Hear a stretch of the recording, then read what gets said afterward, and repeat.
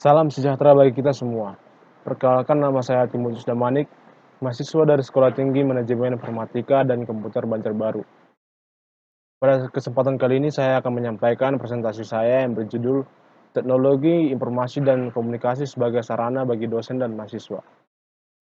Dalam judul besar ini, saya merangkum 6 faktor-faktor utama di dalamnya. Yang pertama, teknologi informasi dan komunikasi. Yang kedua, konsep komunikasi di dunia maya. Yang ketiga, jenis-jenis media pembelajaran berbasis IT. Yang keempat, model penggunaan IT dalam pendidikan. Yang kelima, manfaat dari komunikasi virtual dan IT. Dan yang terakhir adalah kelemahan pembelajaran berbasis IT. Teknologi informasi dan komunikasi adalah payung besar terminologi yang mencakup seluruh peralatan teknis untuk memproses dan menyampaikan informasi. Teknologi informasi meliputi segala hal yang berkaitan dengan proses, penggunaan sebagai alat bantu, manipulasi, dan pengelolaan informasi. Sedangkan teknologi komunikasi adalah segala sesuatu yang berkaitan dengan penggunaan alat bantu untuk memproses dan mentransfer data dari perangkat yang satu ke lainnya. Oleh karena itu, teknologi informasi dan teknologi komunikasi adalah dua konsep yang tidak terpisahkan. Tujuan teknologi informasi dan komunikasi adalah untuk memecahkan suatu masalah, membuka kreativitas, meningkatkan efektivitas dan efisiensi dalam melakukan pekerjaan. Jadi, dapat dikatakan karena dibutuhkannya pemecahan masalah, membuka kreativitas dan efisiensi manusia dalam melakukan pekerjaan, menjadi penyebab atau acuan diciptakannya teknologi informasi. Dengan adanya teknologi informasi, membuat pekerjaan manusia menjadi lebih mudah dan efisien. Judul yang kedua adalah konsep komunikasi di dunia maya. Komunikasi adalah proses penyampaian pesan dari pemberi pesan atau komunikator kepada penerima pesan atau komunikan, sehingga terjadi kesamaan pengertian atas pesan. Dalam komunikasi di dunia maya, media yang digunakan adalah komputer, baik hardware maupun software.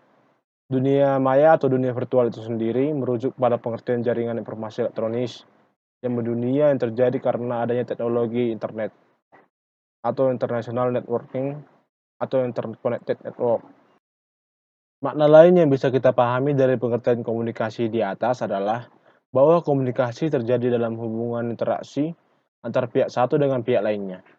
Dalam konteks pendidikan atau pembelajaran, pihak-pihak yang terlibat interaksi ini adalah dosen dengan mahasiswa.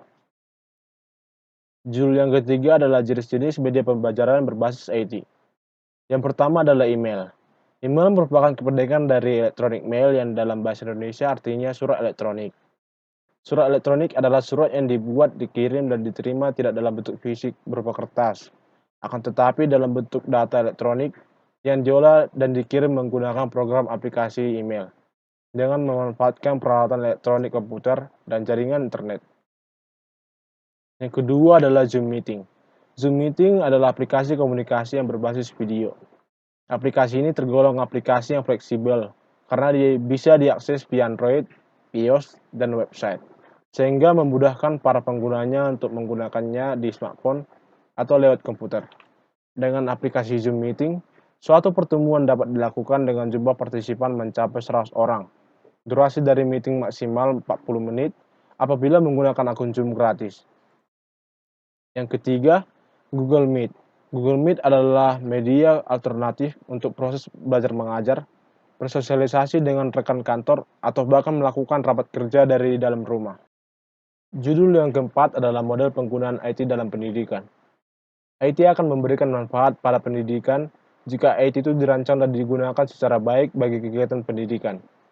Tanpa adanya desain yang baik, IT tidak akan memberikan manfaat yang optimal, bahkan tidak menutup kemungkinan justru akan memberikan penghambat kegiatan pendidikan. Judul yang kelima adalah manfaat dari komunikasi virtual. Yang pertama, cepat. Komunikasi atau pertukaran informasi bisa dilakukan dengan cepat. Yang kedua, mudah. Apabila sudah menguasai teknik operasional komputer dan fasilitas pendukung yang dibutuhkan, proses komunikasi bisa dilakukan dengan mudah. Yang ketiga, komunikasi virtual bisa dilakukan secara real time atau unreal time. Yang keempat, bisa individual ataupun grup. Yang kelima, jumlah dan jenis pesan bisa besar dan beragam. Judul yang keenam adalah pemanfaatan IT ke dalam 5 jenis.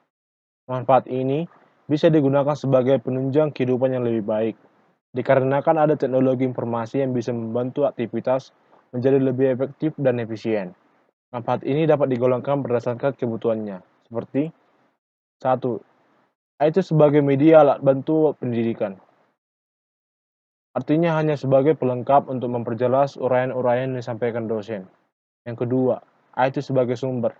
Pada jenis pemanfaatan kategori ini, IT digunakan sebagai sumber informasi.